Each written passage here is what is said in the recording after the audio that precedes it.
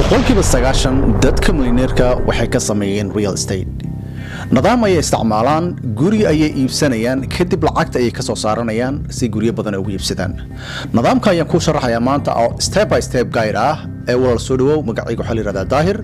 halkan waxaan kaga hadalnaa real estate investment, fix and flip, Airbnb arbitrage ama wax loo yaqaan wholesaling ama side hustle.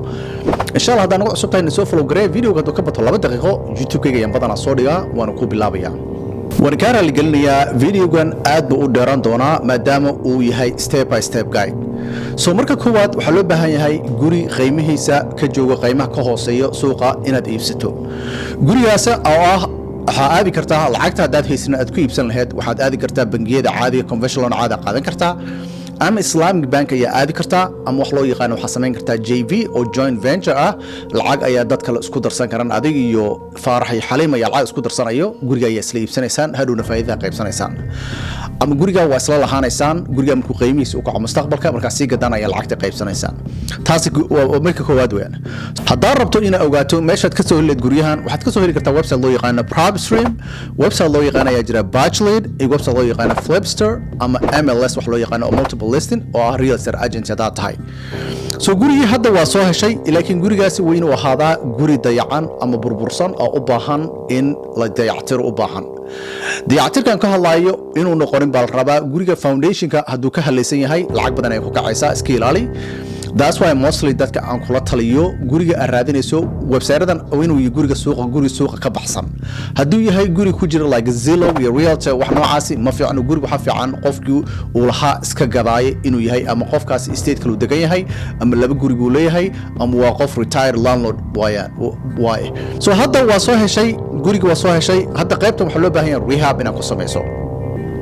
rehab kaas oo guriga in la dayactiro u baahan yahay wuxuu ka qaldan soo hadda waxaa loo baahan yahay markaad dayactirayso contractor inaad hayrato contractorsi waxaa ka soo heli kartaa haddaa aado Facebook group haddaa aado waa ka soo heli kartaa Home Depot haddaa aado qaybida wuxuu leeyahay contractor dadka contractoryaasha la hadli kartaa aadi kartaa haddaa aado Craigslist qayb section ayuu leeyahay oo aad ka soo heli karto soo hadda contractorkii waa soo heshay gurigii lagu dayactiro waay laakiin waxaa jira template ana isticmaalo oo step by step guide ah waxyaalayaasha uu ku sameynayo marka ku wadweyna ogaataa contractorna hayirnin contractorkana laba ayuu kala baxaa mid license iyo mid unlicensed jira oo license haysto iyo mid aan license haysanin baa jira kan license haysto lacag badan ayuu kugu charge garanaya kan license aan haysanin lacag yar kugu charge garanaya taana waxay ku xiran tahay guriga waxay ku xiran tahay hadii waxa ku lacagta ku kacayso ee badan tahay haddaan ka soo qaado guriga ku kacayso 70,000 ama 100,000 ku kacayso badan waxaan kula taliyaa dadka inaad hayrato qof license haysto sababtoo qof hadduu inta ku imaado ku hagaajin waayo dhibay kugu noqonaysaa laakiin qofka license ka hadda isticmaalayso anigu waan isticmaalaa waxaan kula talinayaa in nidaam la raacay jirta nidaamkaas oo ah qofka projectiga ilaa wax uu hagaajiyo lacagta lama siinayo requirement waxa uga dhigaysaa qaybta intaas ay dhisayaan lacagta ayaa siinaysa haddana qaybta intaas ay dhisayaan lacagta ayaa siinaysa haddana qaybta intaas dhisayaan lacagta siinaysa haddana example ku siiyo kale guriga hadduu roof u baahan yahay markii roofka ay finish gareeyaan project qayb ayaa lacag siinaysa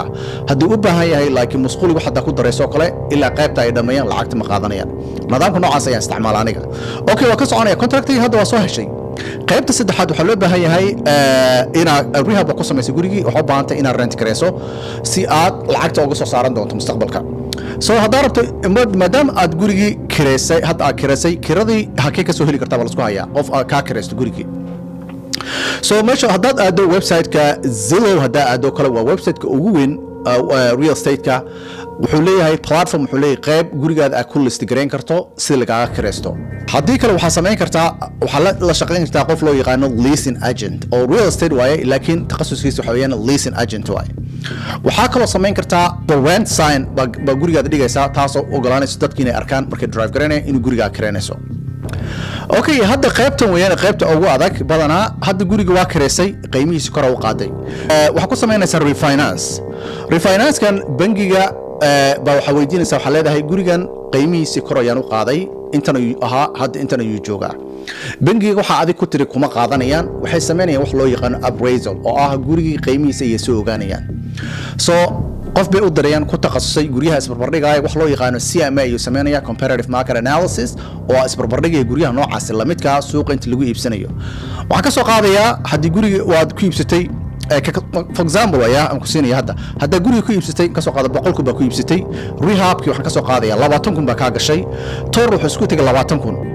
okay wax loo yaqaan ARV jira after repair value dadkii ninkii appraisal ka ha gurigaada wuxuu ka dhigay inuu noqdo 120 kun kan waa example horna ku soo siiyay ila example kale ku siinaya si aad u faahfaahin xisaabta so badana waxay sameeyeen dadka marka guriga adiga aad kireynayso waxa isticmaalaysaa wax loo yaqaan 1% rule gurigaadi hadii uu ahaa ka soo qaado 180,000 haduu yahay minimum waxa ku kireynaysaa 1800 ku kireynaysaa 1800 ka saadan kugu dhufto 12 month waxa ka sameynaysaa waa 21,600 ka sameynaysaa so hadan ka jaro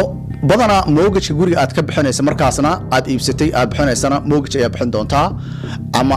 ama cash da ku iibsatay taa waa gooni ilaa ka mortgage ka bixinayso waxaan ku qiyaasayaa gurigaasi haduu 100 kun ahaa ina $1,000 aad mortgage bixiso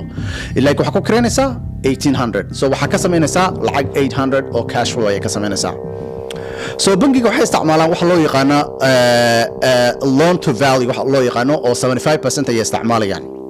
gurigaada qiimihiisa haduu ahaa 180,000 lagu qiimeeyay waxay kugu dhufanayaan 75% ay kugu dhufanayaan oo ah gurigaas oo noqon doono 135 so haddana kadib waxay sameeyaan lacagtii 180,000 lagu qiimeeyay baa waxa laga jarayaa 135 waxa ku soo harayso lacaga 45,000 ayaa ku soo harayso lacagta 45,000 kaas dawladda bangiga aday ku siinayaan waxa doontaa ku sameyn kartaa already hadda faa'iidada leedahay ku sheegaya rental property guriga leedahay laga kireysanaya leedahay